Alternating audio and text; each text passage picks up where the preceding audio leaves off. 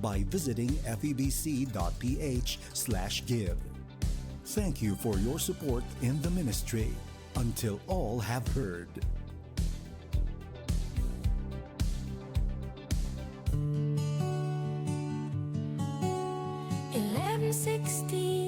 DXAS, your community radio. Kasama sa araw-araw, kakwentuhan ka agapay, kaibigan ka barangay. Ito ang radyo mo. 1116 DXAS, your community radio. 1116 DXAS, your community radio.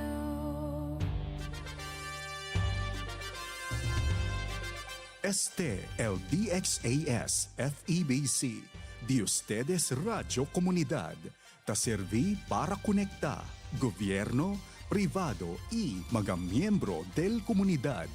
DXAS 1116, de ustedes Radio Comunidad.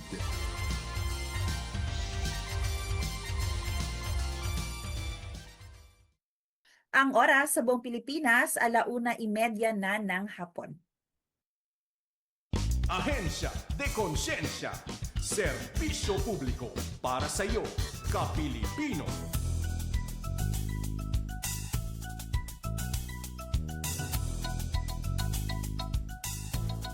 Isang mapagpalang araw sa lahat ng nakikinig at tumututok sa mga programa natin dito sa 1116 DXAS, your community radio. Panibagong araw at pagkakataon na naman para tayo po ay makapagbigay ng mahahalagang impormasyon mula po sa iba't ibang ahensya ng ating gobyerno. Kayo ay nakikinig ngayon sa programang Ahensya de Konsensya, ang programang nagsisilbing tulay ng komunidad at gobyerno. At syempre, muli ako po ang inyong mga kasama hanggang mamayang 2:30 ng hapon.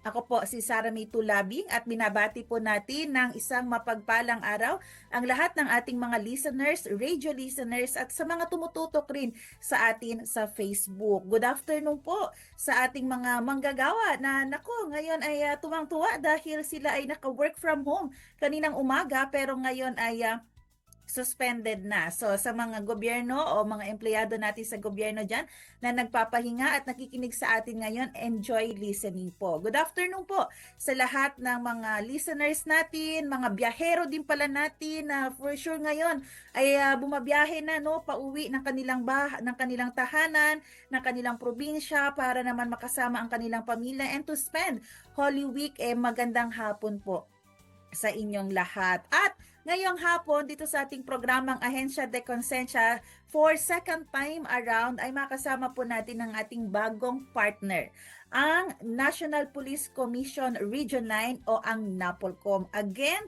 tuwing first and third Wednesday of the month ay nakakasama po natin sila dito sa ating programang Ahensya de Konsensya. Kaya hindi ko na patatagalin pa, i-welcome po natin muli ang ating Acting Assistant Regional Director ng NAPOLCOM Region 9, Attorney Alexis De Lima. Attorney, maayong hapon. Good afternoon po sa inyo.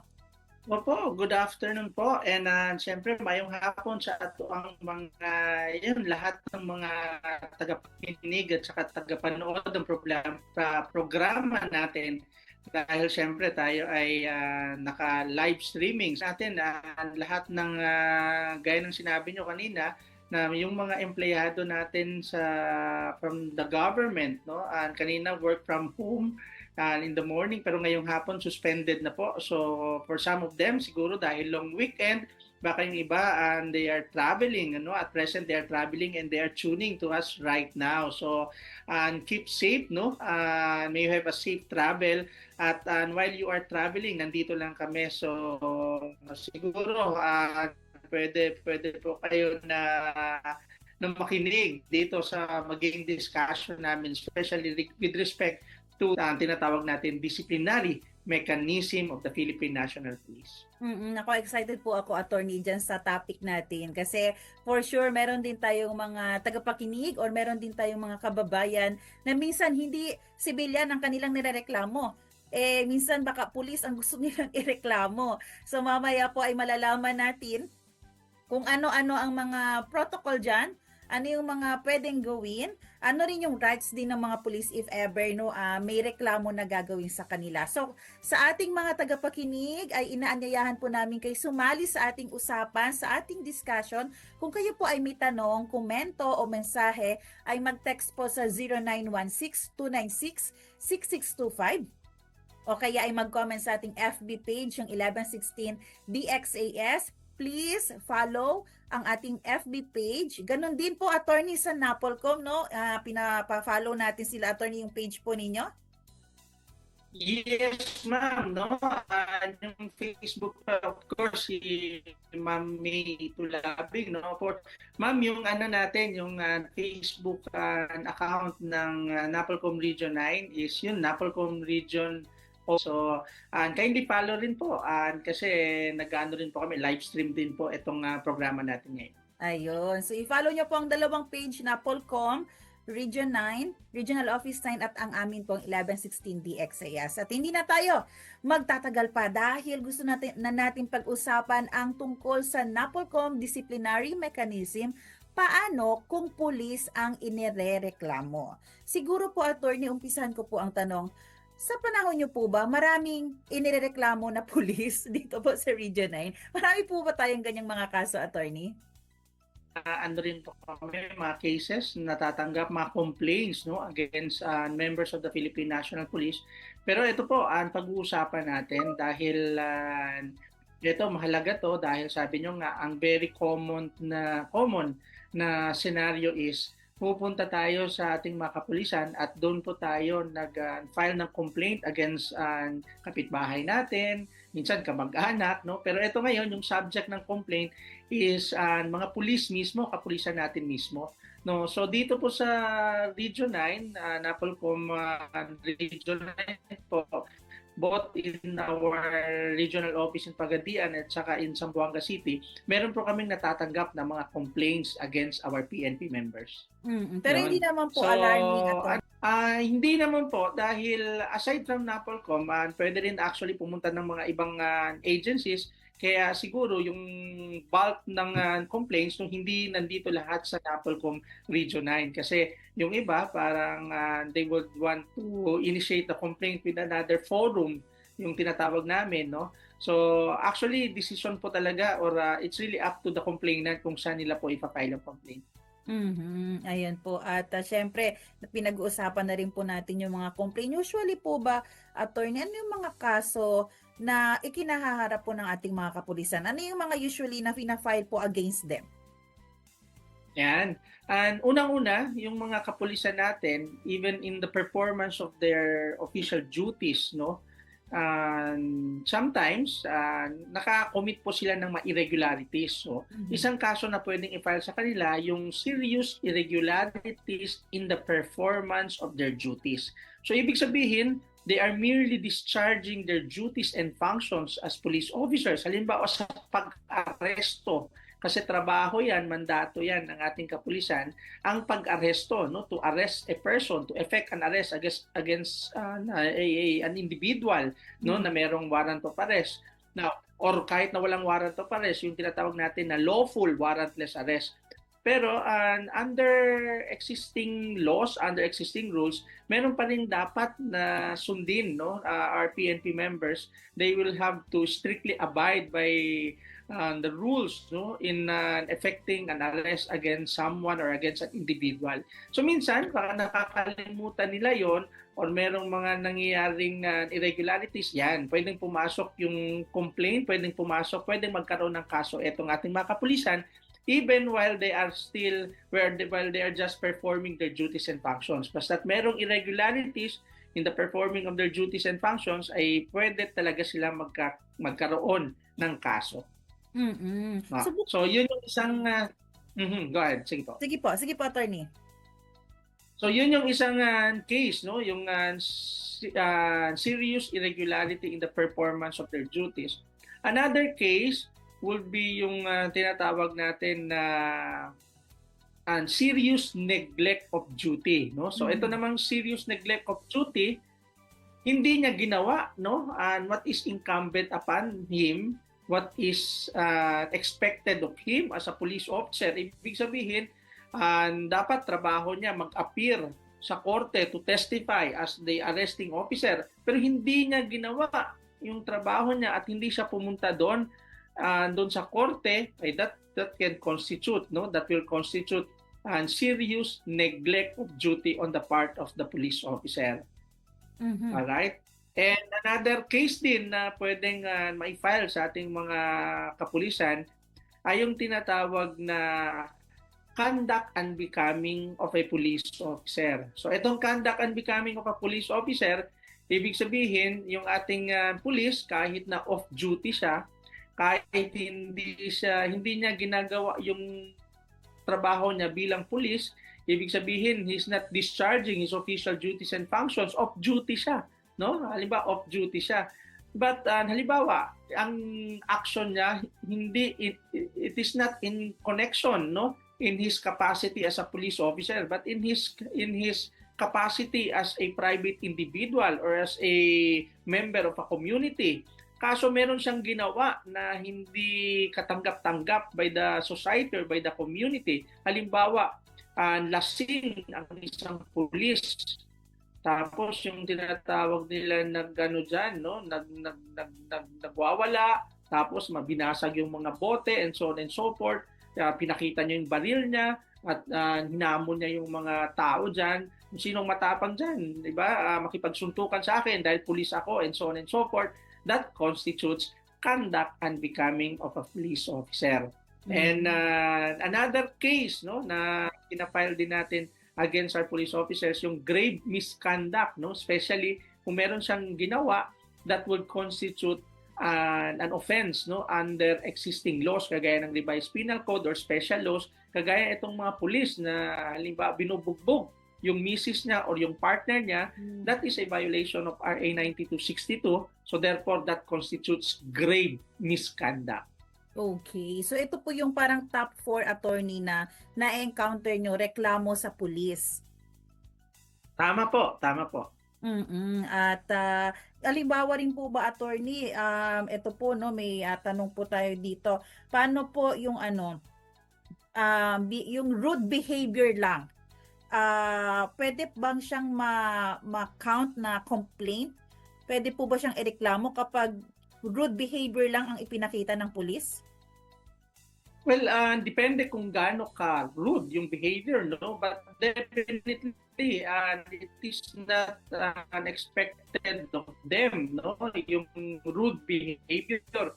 Kahit sinabi natin of course, yung gravity ng pagiging siguro abusado or yung rude yung behavior, that depends on the gravity. Kung that will constitute serious, no? Serious talaga na misconduct, pwedeng conduct unbecoming yan, no?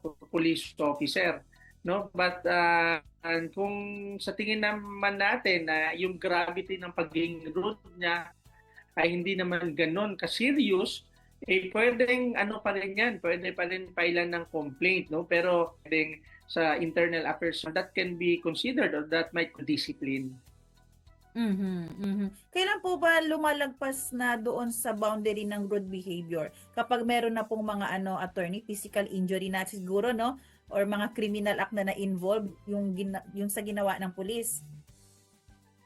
Yes, and actually yung rude behavior, kung sinaktan niya na yung isang tao or sinaktan niya yung isang individual, no?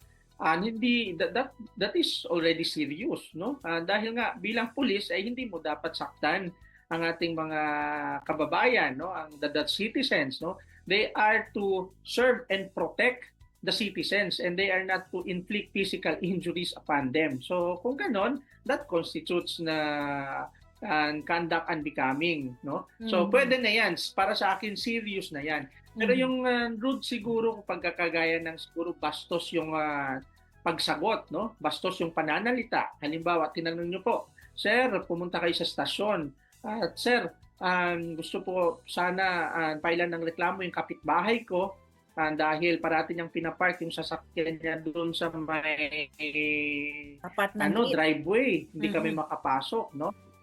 Yes. So anong pwedeng gawin namin, sir? So instead na tulungan po kayo, ang sagot sa inyo, ano lang yan, away, ano lang yan, maliit lang na away, pag-usapan nyo na yan, huwag ka ng ano dito, madami kaming trabaho, yan pa yung ano mo, liit na bagay, sobrang ano ka naman, kaartehan yan. So that is rude, no? That is Okay. rude. So, yan. So, yung nakikita natin yung serious, no, yung serious or yung gravity, yung seriousness or yung gravity ng pagiging rude.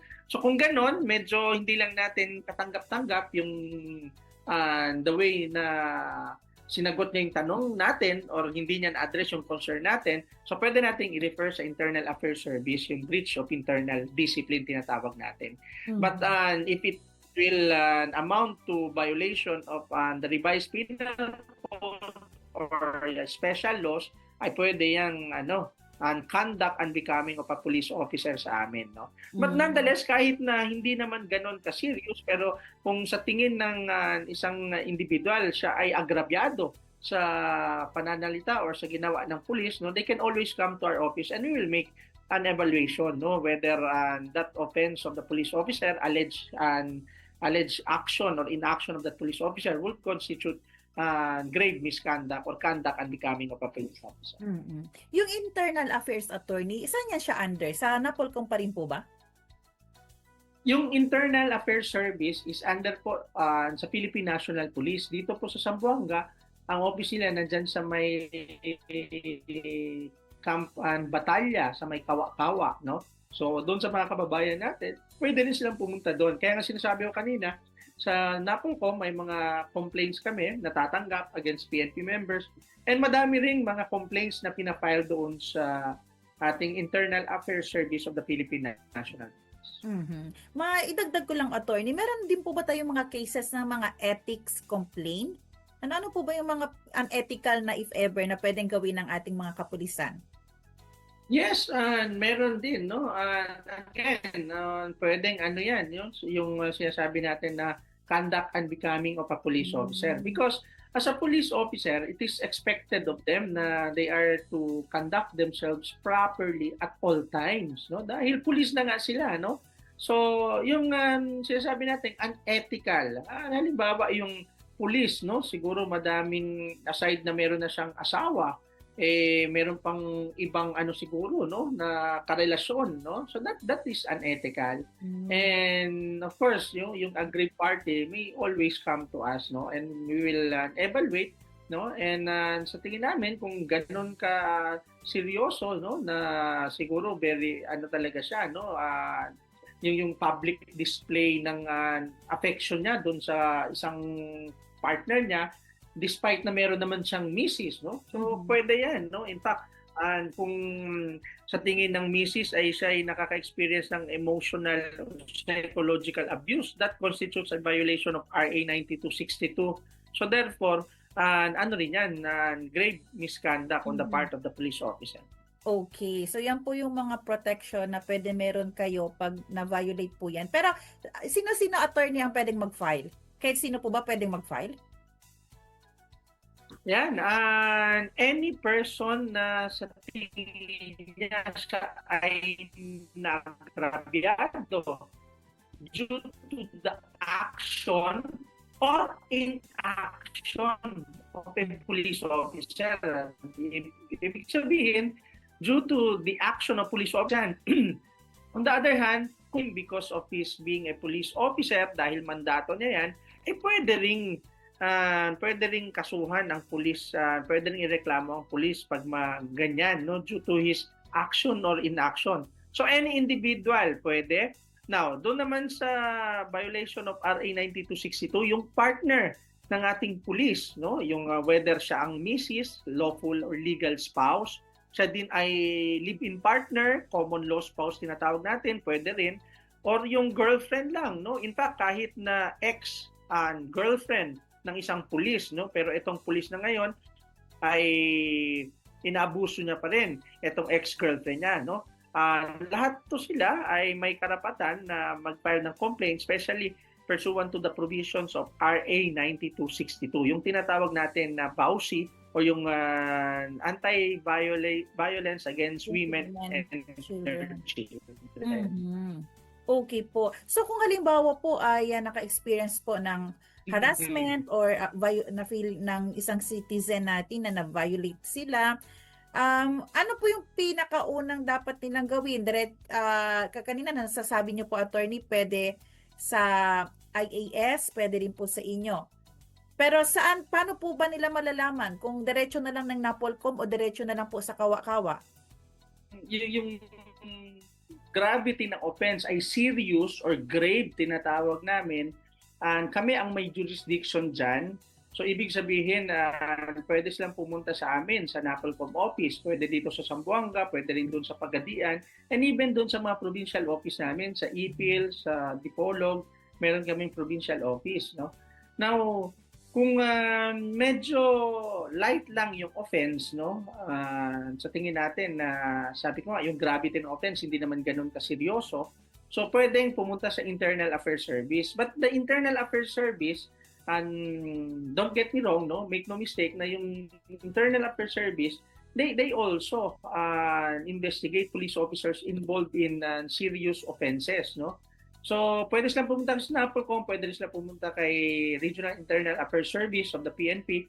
And aside from that, meron pa tayong tinatawag na PLEB, yung People's Law Enforcement Board, no? Na dito sa Zamboanga City, and meron yan, organized yan, nandyan yan sa ang office sa may Plaza del Pilar, no, if I'm not mistaken, no. So nandiyan yung People's Law Enforcement Board.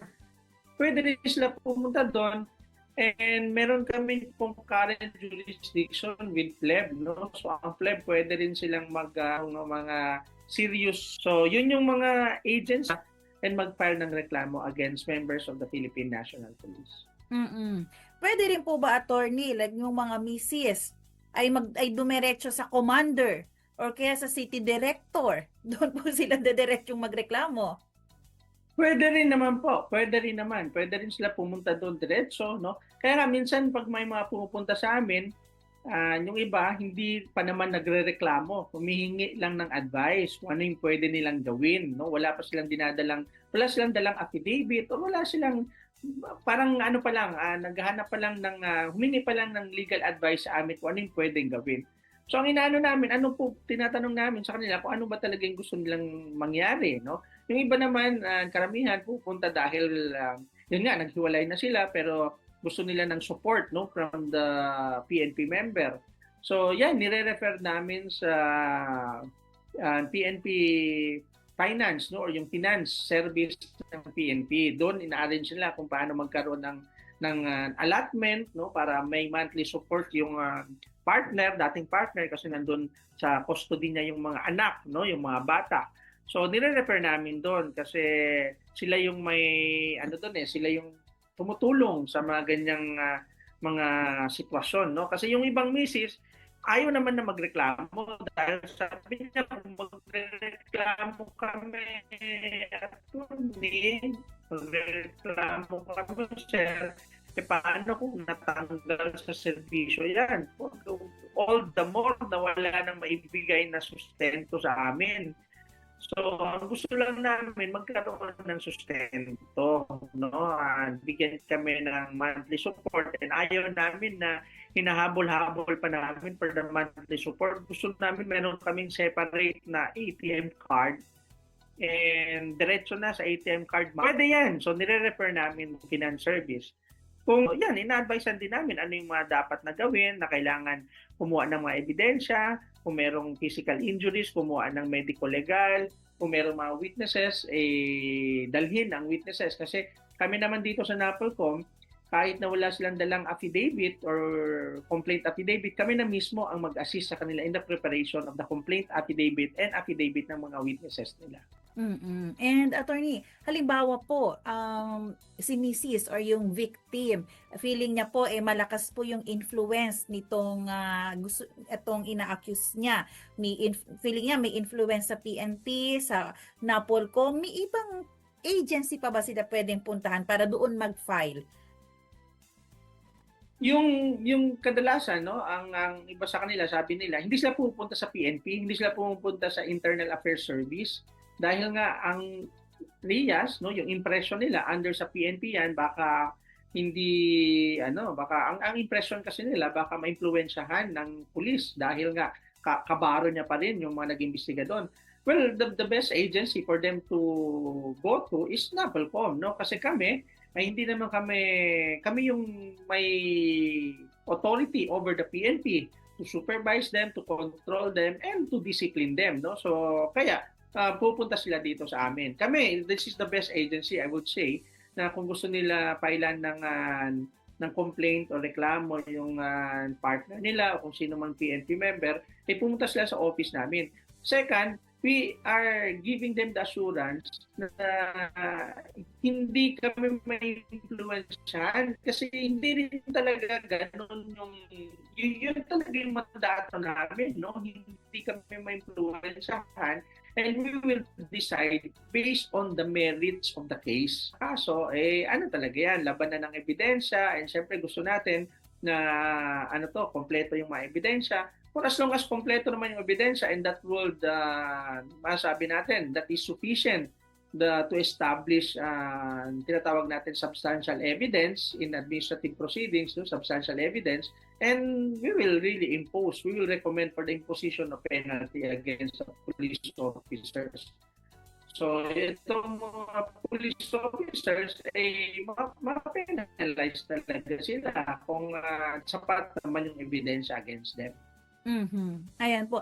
Pero attorney, yung sa side po ng victim or ng complainant, kailangan po ba nila mag-hire ng attorney or anong tulong ang pwedeng maibigay ng NAPOLCOM sa kanila? Or neutral po talaga ang standing nyo? Neutral ground po kayo pagdating dyan? Okay. Now, itong mga aggrieved party natin, tinatawag natin sa kanila, aggrieved party, they can always engage the services of a private counsel, especially kung kaya naman nila, they can afford. But if they cannot afford to engage the services of a private counsel, so kami na mismo ang tutulong sa kanila, especially sa pag-prosecute ng case against this PNP member. Gaya ng sabi ko kanina, kung pupunta sila sa office, wala sila dalang affidavit, wala sila dalang, hindi pa sila nakapag-prepare ng complete affidavit, tutulungan namin sila sa pag-prepare ng complete affidavit. Ang kailangan lang namin, syempre, yung mag-testify, kung merong mga witnesses, sino pa yung magbigay ng testimony, so dadalhin nila yon. Tapos kung merong physical injuries involved, kailangan meron ding medical may establish natin na meron nga talagang physical injuries na nangyari or na sustain ng biktima. And aside from that, and eto lang, gusto natin pag-usapan, gusto ko rin din i-discuss to. Ang nature ng kaso dito sa NAPOLCOM against PNP member is administrative, Ibig sabihin, pag administrative, yung penalty that may be imposed upon them is dismissal from the service or pwede ring demotion, one rank, or suspension, So yan lang yung penalty na pwede namin impose.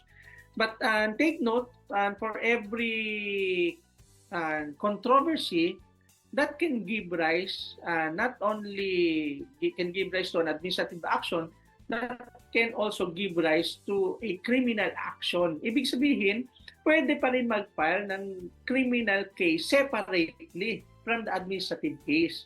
So kung criminal case naman, kahit na silang abogado, pwede rin silang pumunta sa fiscal at ang fiscal ang tutulong sa kanila sa pag-file or pag-prosecute ng complaint against sa itong mga kapulisan, So again, itong itong tawag dito, itong nature ng kaso dito sa NAPOLCOM ay administrative, But yung yung pag-criminal, they can always file separately and they can go to the fiscal and the fiscal will also assist them, So, yun yung natin dito sa sa NAPOLCOM.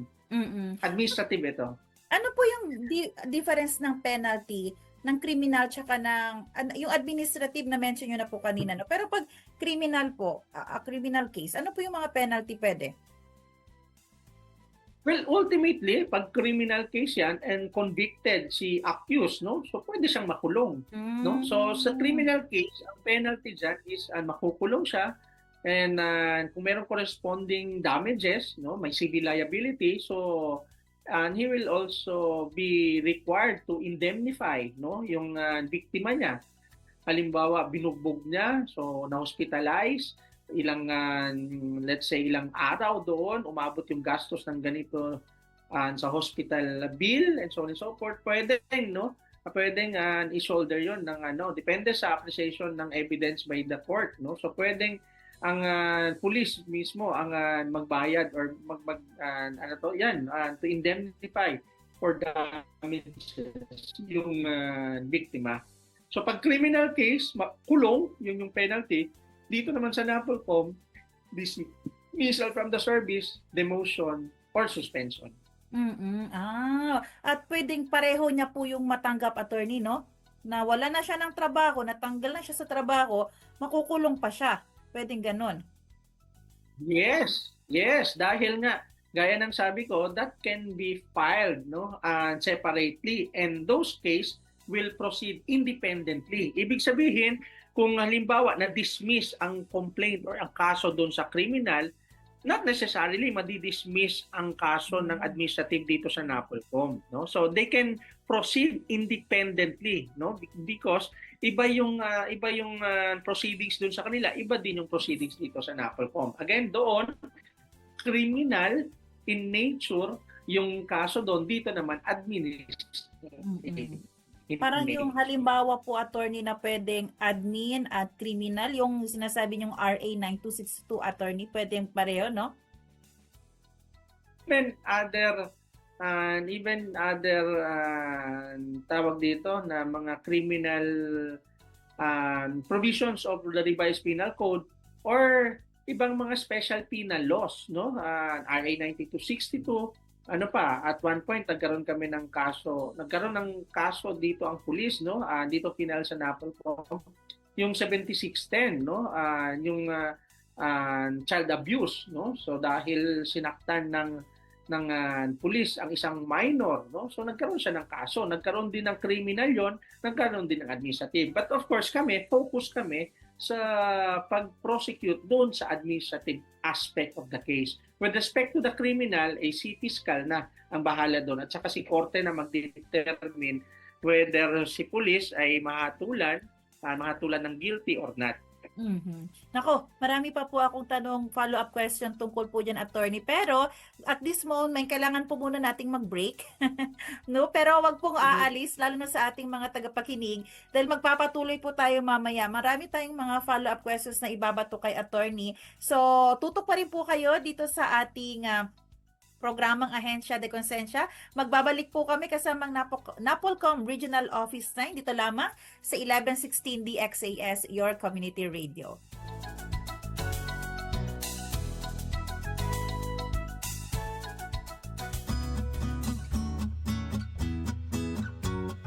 Uy, Mare, di ka maniniwala.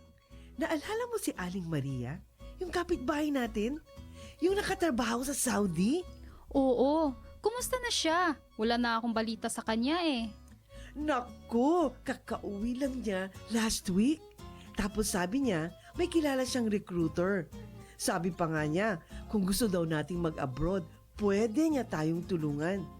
Mabilis makakaalis, walang poproblemahin, at maaahon natin sa kahirapan ang pamilya natin. Talaga ba? Pangarap ko talagang kumita ng dollars para sa pamilya ko eh. Sigurado kang matutulungan tayo nitong recruiter, ha? Sigurado yan. Binigay na ni Aling Maria sa akin ang contact number ni Madam. Siya yung recruiter. Okay talaga to si Madam kasi mabait daw at maraming koneksyon sa Saudi at Dubai. Sandali lang. Pag-isipan natin itong mabuti. Nasabi ba ni Aling Maria ang detalye ng trabaho, kontrata at mga babayaran bago aalis? Alam niyo naman, maraming mga illegal recruiter. Baka, imbis na magandang buhay para sa pamilya, ay trahedya ang maging bunga nito. Ang nega mo naman. Sure ako dito. Okay na to. wait lang. Huwag makontento sa okay na to, lalo na kung tungkol sa pagtatrabaho abroad. Alamin ang tabang proseso ng pag-abroad. Huwag basta maniwala sa mga pangako para hindi maging biktima ng illegal recruitment at human trafficking. Protect yourself, protect your family, and protect your future.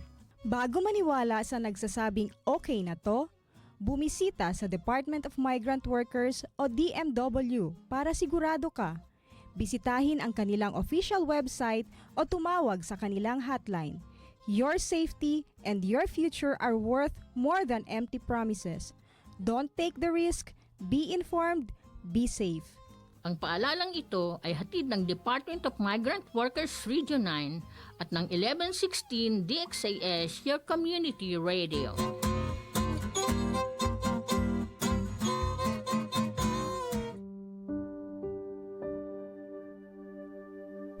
Panginoon, itinataas namin sa panalangin ang aming bayang Pilipinas para sa bawat kawani ng gobyernong nahalal o naatasan para maging lingkod bayan.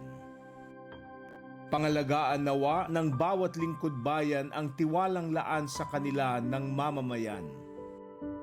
Panginoon, tulungan mo sila na maging mabuting halimbawa, maglingkod ng may malasakit, katapatan, kahusayan at walang kinikilingan, at magbigay ng pag-asa at inspirasyon sa kapwa lingkod bayan at sa bawat mamamayan.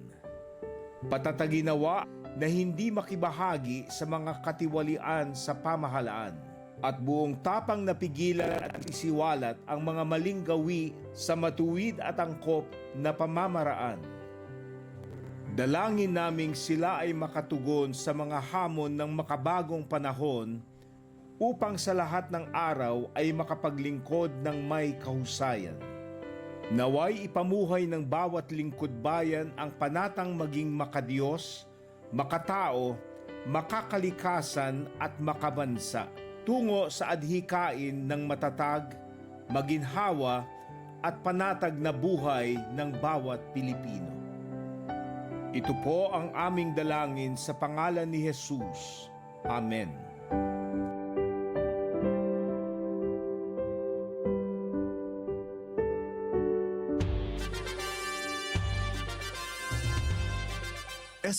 El DXAS FEBC, de ustedes Radio Comunidad, ta serví para conectar gobierno, privado y mga miyembro del comunidad.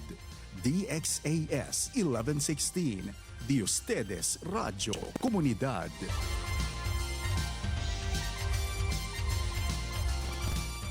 Ahensya de Konsensya, serbisyo publiko para sa iyo, Kapilipino.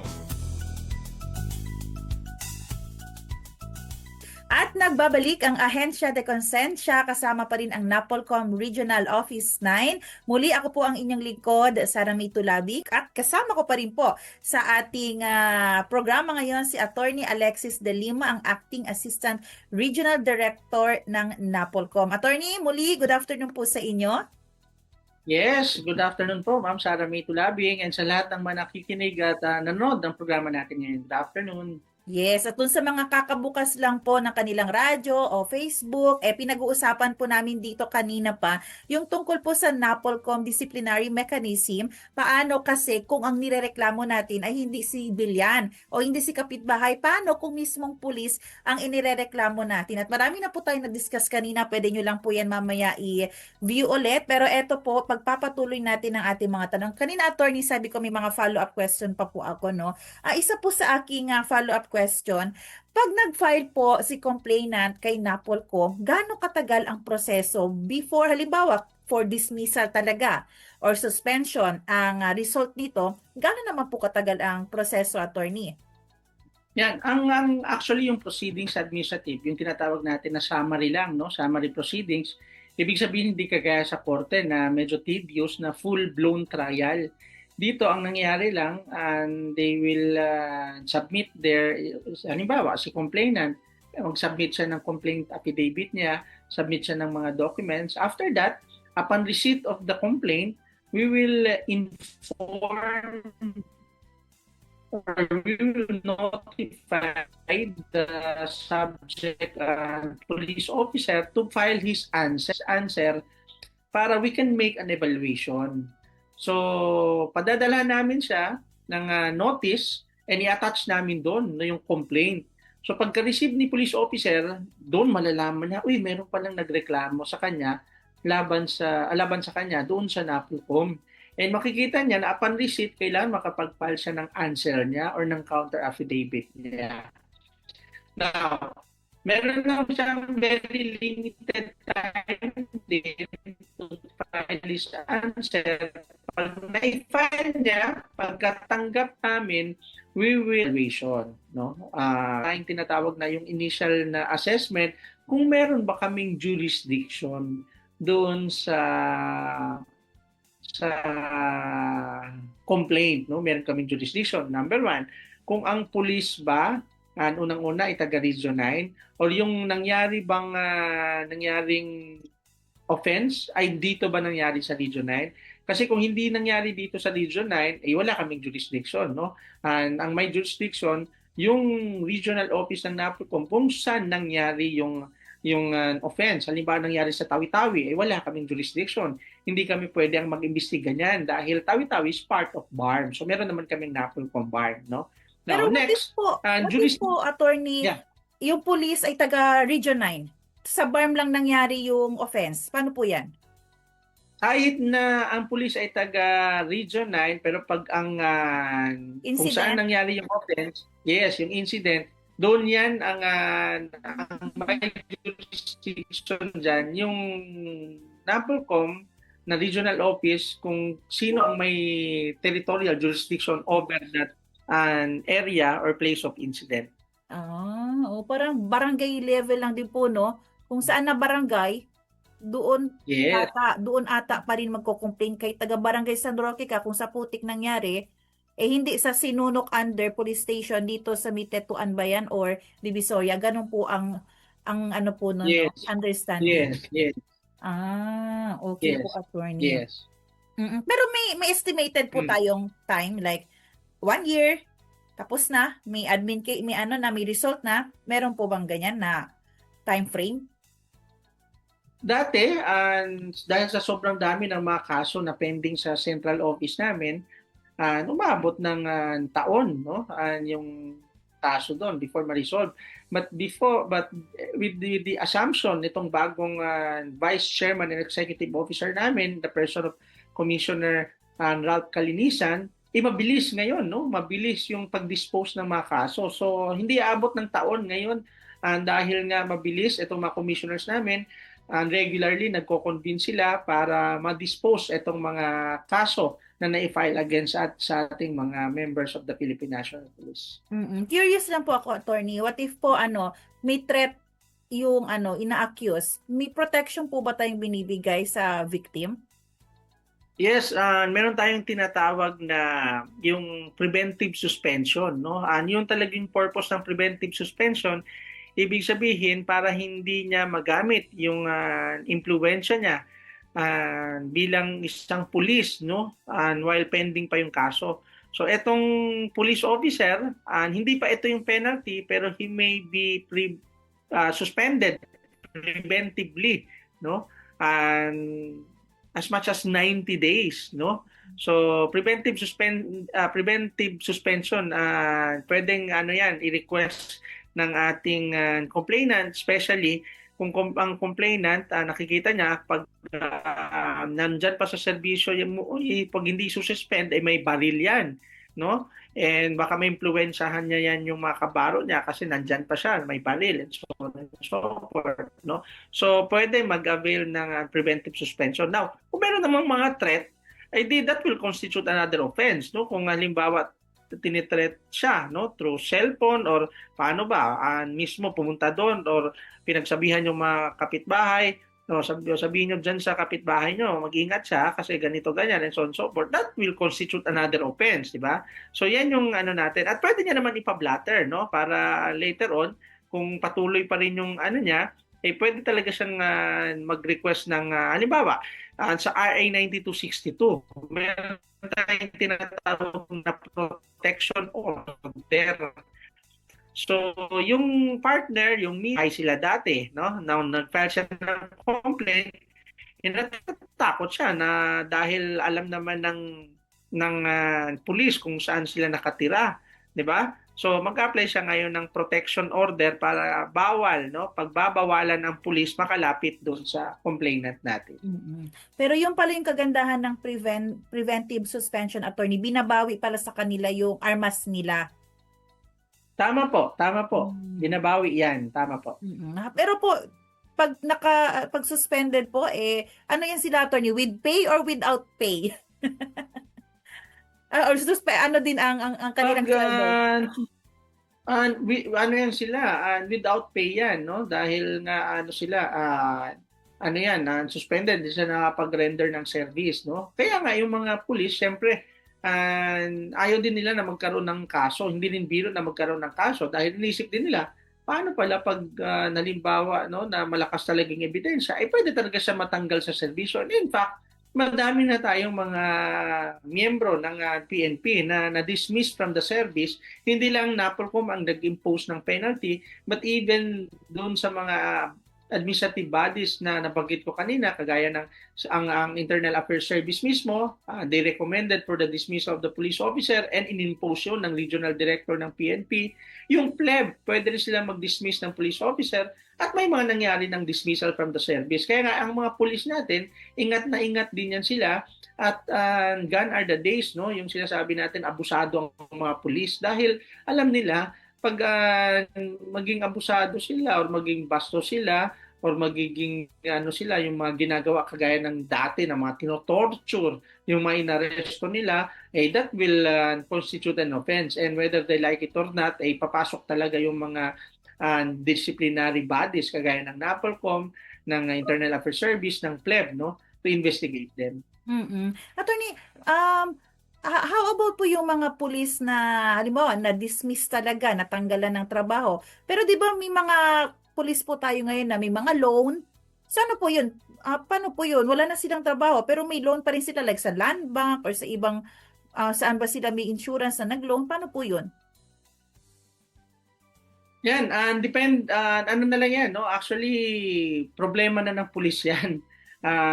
Actually, yung nila, yung obligasyon nila doon, halimbawa kay Upsly, obligasyon nila kay Land Bank, obligasyon nila sa ibang mga financial institution, obligasyon nila yan.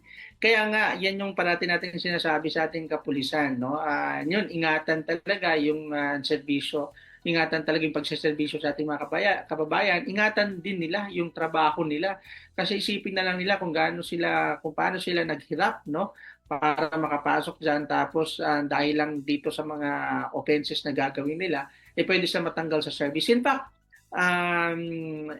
madami ring ito lang, para maano lang din, no, ma-inform ko lang din mga kababayan natin, especially mga pulis na nakikinig at saka nanonood natin sa atin ngayon, na madami ring mga pulis na na-dismiss dahil nag-positive sa mga random drug testing. So, yan. Kaya mag-ingat talaga, no? Dahil kung ikaw naman ay namang mangyaring mga ganyan against you, no? Kaya mag-ingat, no? Lalong-lalo na ating mga kapulisan dahil nga ang nature ng trabaho nila ay medyo masabi natin masalimuot, so to speak, no? So dahil may baril sila, no? So ingatan, yung baril ay ginagamit lang talaga and pursuant to existing rules, kung kailan pwedeng gamitin yan. Hindi mo basta-bastang gamitin yan to threaten lang someone dahil nag-away lang kayo and so on and so forth. At lalong-lalo na yung mga violations of BAUSI, no? Yung RA 9262, madami na rin ang mga nakasuhan na pulis dahil dyan sa patas na yan. Balikan ko po yung criminal and admin, attorney. Pag si victim po ba, pwede siyang maunang mag-file sa fiscal? Or dapat ang protocol, dito po muna kayo sa NAPOLCOM, ma'am, bago kayo lumabas kung saan-saan? Hindi po, not necessarily maunang admin or maunang criminal. Depende talaga sa kanya, no? But more often than not, nauna yung criminal. Pina-file na nila yung criminal and then to follow naman yung admin. But regardless, sa amin naman, sa office namin, kung nauna kami, then so be it. And then mag-file pa siya ng criminal. May mga ganyan, no? Pupunta sila sa amin, tapos sabi nila, attorney, mag-file din kami ng criminal. Sabi namin, that's your choice, no? That's your call, no? Yan.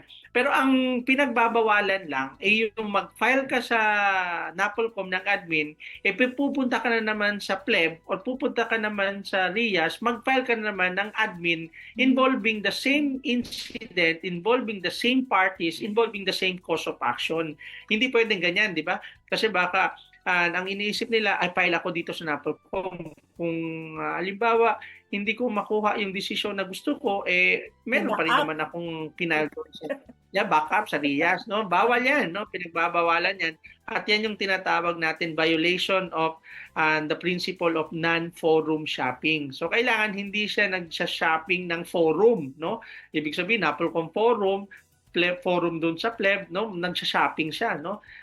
Hindi pwede. Dapat kung saan mo i-file yung administrative, kung doon mo na unang final sa NAPOLCOM, doon na talaga yun.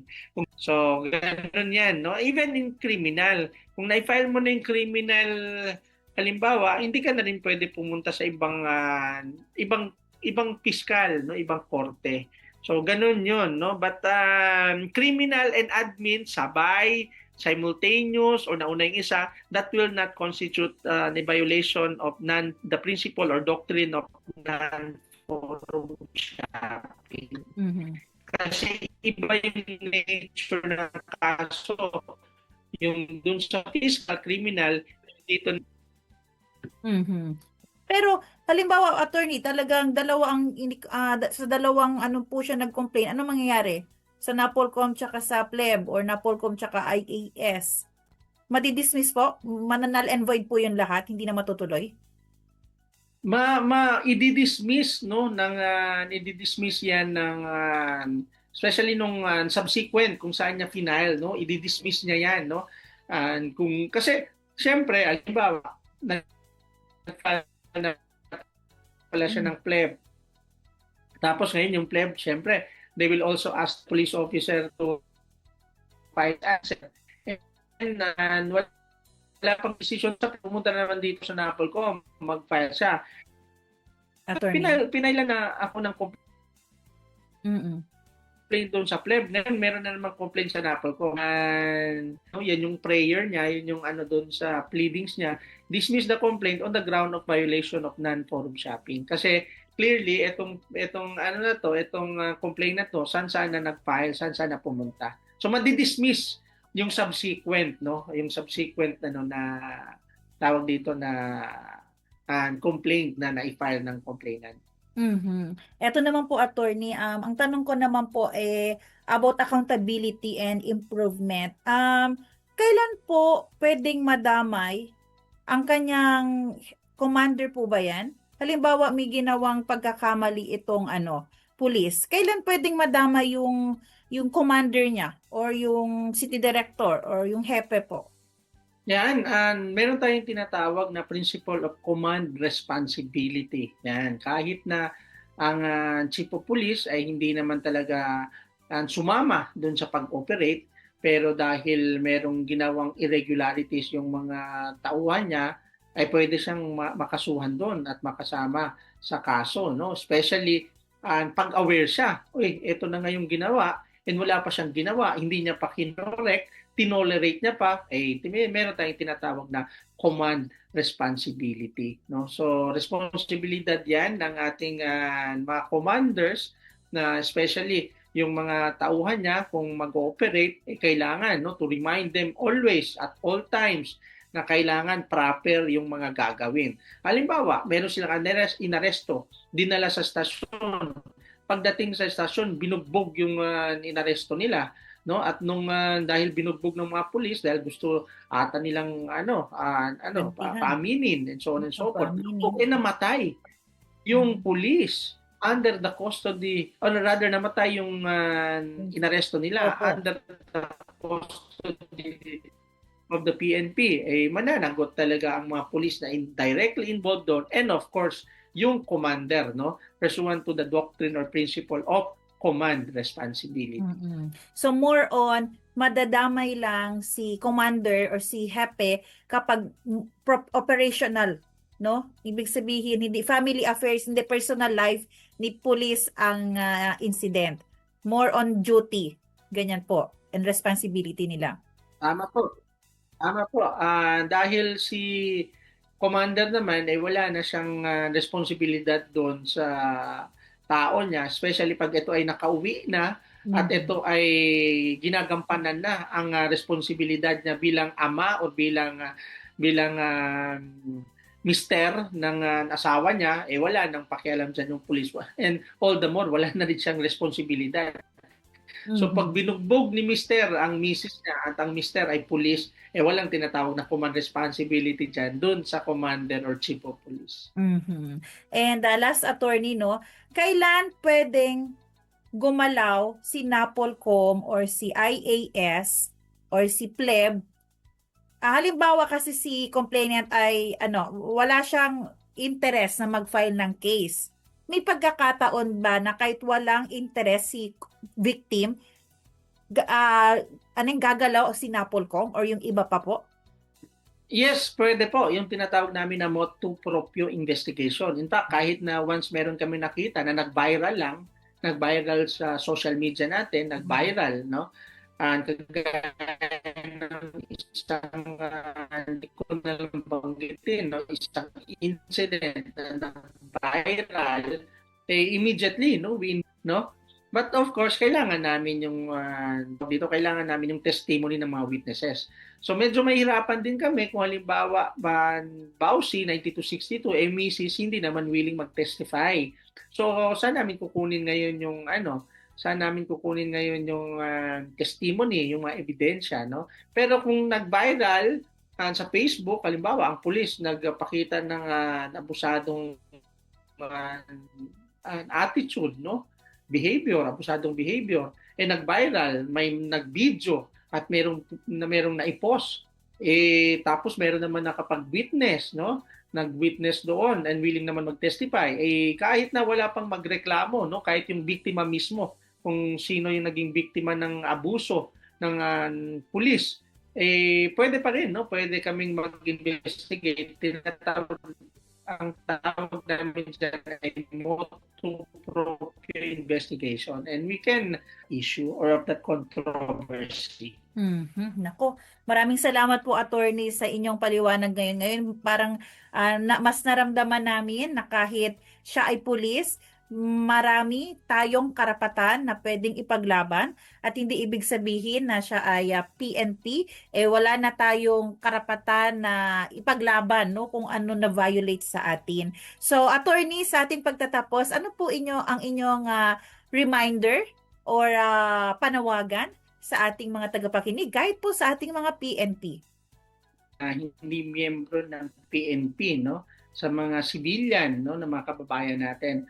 Ang gusto lang namin iparating ang National Police Commission, nandito po kami, no, and we will continue to exercise our disciplinary authority over the PNP. So kung kayo ay nagrabyado sa kung ano man yung ginawa ng ating kapulisan, or kung ano yung hindi niya nagawa, pero that is his duty or that is part of his responsibility, pero hindi niya na-perform, no, what is expected of him, no, at kayo ay nagrabyado, you can always come, no, to our office or doon sa mga ibang disciplinary bodies na banggit ko, kagaya ng PLEB, kagaya ng PNP Regional Internal Affairs Service, or even doon sa commander niya, no? Pwede niyong puntahan yan, no? So, ang kailangan lang, meron kayong dalang mga ebidensya. Kung wala naman kayong abogado, kami na ang tutulong sa inyo para ma-file natin yung complaint against police officers. Sa mga miyembro ng ating kapulisan naman, very clear naman, no, na ang mga batas natin, yung mga laws, existing rules, no, para hindi kayo magka-problema, you simply follow, no, strictly follow or we have to strictly adhere to existing rules and regulations, and you will never be in trouble, so to speak. And ang assurance din namin, kung meron ng mga complaint against sa inyo dito sa NAPOLCOM, we always base our decision on merits, no? Kasi minsan hindi maiwasan, may mga kapulisan nagkakaroon ng kaso dahil may mga harassment cases, no? May mga inaaresto sila, itong mga naaresto, they would want to get even lang doon sa police officers ay nagpa-file ng mga kung ano-anong mga complaint, no? Para lang maharas itong mga pulis at hindi na hulihin, hindi na 'di ba? Hindi na they will no longer perform their duties. So, yun din yung sinasabi natin sa ating kapulisan. Kung purely harassment cases, you have our assurance na kung wala namang ebidensya, and we will dismiss the complaint, no? But yun yung assurance namin sa lahat, sa ating mga kababayan at sa ating mga kapulisan. Ang NAPOLCOM, we will always dispose or resolve the issue, the controversy based on merits and based on evidence, part of the National Police Commission Regional Office 9. Kaya parehong safe si complainant, si victim, tsaka si PNP kasi lahat ay nakabase sa ebidensya. So kung ayaw nyo may ebidensya, huwag kayong gagawa na pwedeng mag-violate, no, ng ating batas. Dahil mahirap na, hindi na pwedeng bumalik, attorney, no, sa government kapag may dismissal na. Kahit po ba ang promotion, alimbawa, attorney, suspension lang, yung pag-promote po ba sa kanila, medyo mahirap din po yan? Pag may gano'n silang kaso, suspension or ano yan? Mga iba pa? Tama po. If ever na sinuserve nila yung suspended sila dahil sinuserve nila yung penalty, hindi sila makapromote, no?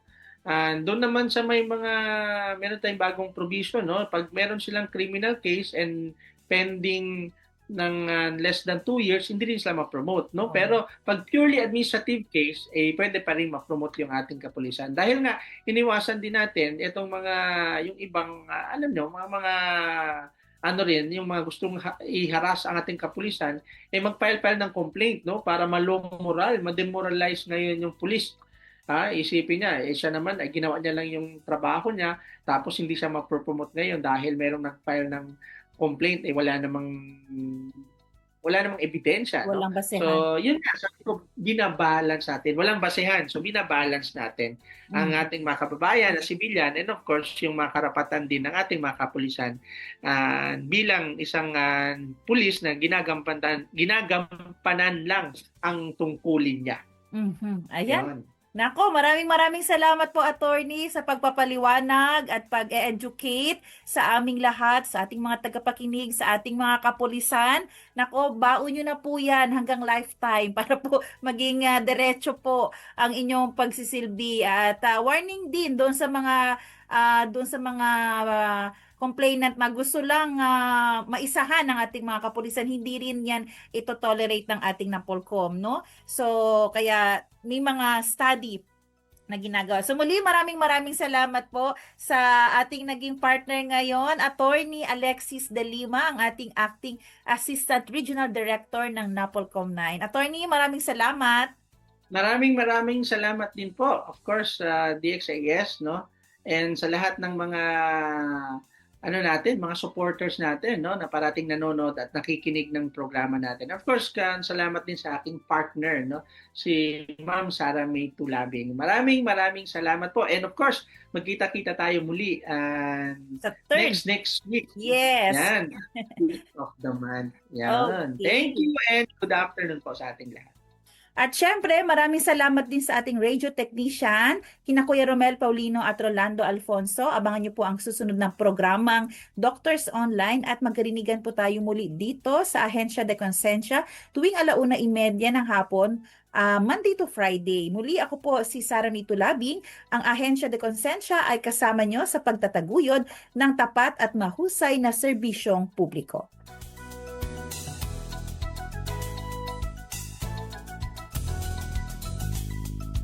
Inyong napakinggan ang programang Ahensya de Conciencia.